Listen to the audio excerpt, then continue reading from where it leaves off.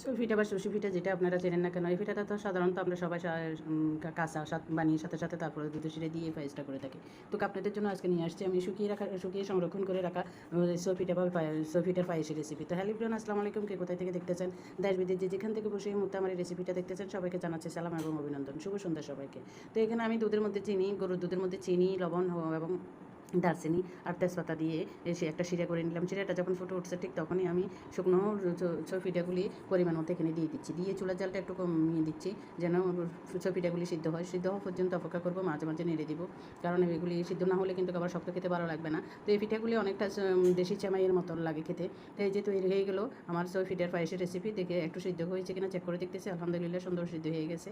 তো এই যে এখন আমি সার্ভ করতেছি একটা প্লেটে। তো কেমন লাগলো আমার আজকের এই পিঠা পায়েসের রেসিপি? যদি ভালো লেগে থাকে তাহলে একটা ফলো দিয়ে যাবেন পেজ থেকে দেখে থাকলে, আর যদি ইউটিউব থেকে দেখে থাকেন তাহলে একটা সাবস্ক্রাইব করে যাবেন। সবাই ভালো থাকবেন, সুস্থ থাকবেন। আল্লাহ হাফেজ, আসসালামু আলাইকুম, শুভরাত্রি সবাইকে।